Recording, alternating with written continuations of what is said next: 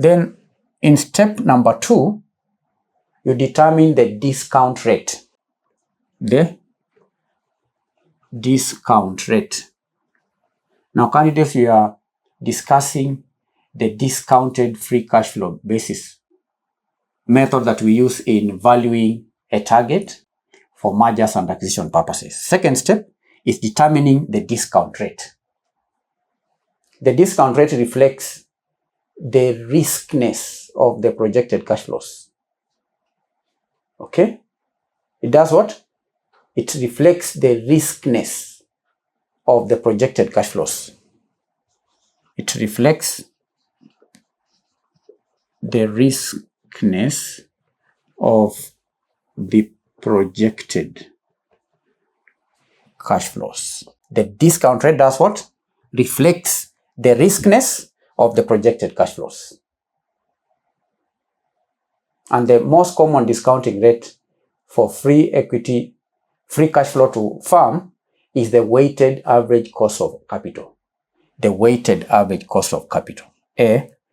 B, we have the weighted average cost of capital, which is the most common discount rate for free cash flow to firm. The entire firm, if you are doing the projections of valuation for the entire firm, we use the weighted average cost of capital.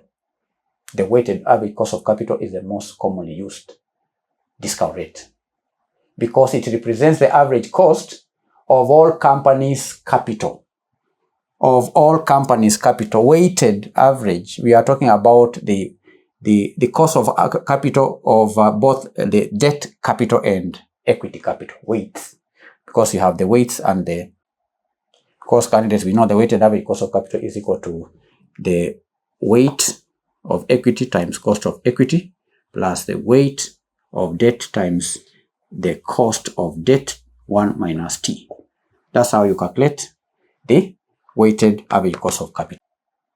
It represents the average cost of all the company's capital, both equity and debt.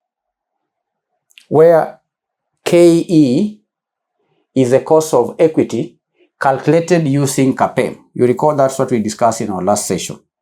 We use the CAPM in calculating the cost of equity. The cost of equity. When calculating the cost of equity, we use the CAPM. Then you have the market value, okay, of equity and so on. Then C, we have the cost of equity. Discounting rate can also be cost of equity. The cost of equity. If using the free cash flow to equity, the cost of equity is used. If using free cash flow to equity, the cost of equity is used as a discounting rate. Do you understand? Yes. If you are using free cash flow to firm, this is used when you are using the free cash flow to firm. I mean, this is free cash flow to equity. When using free cash flow to equity, we use the cost of equity. Equity. Is that clear? We use the cost of equity as the discounting rate. And in mergers and acquisitions candidates, the discount rate may reflect the target's standalone risk. Let me put that down.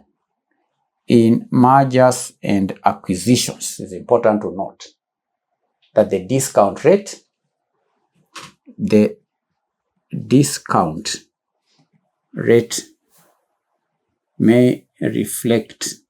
the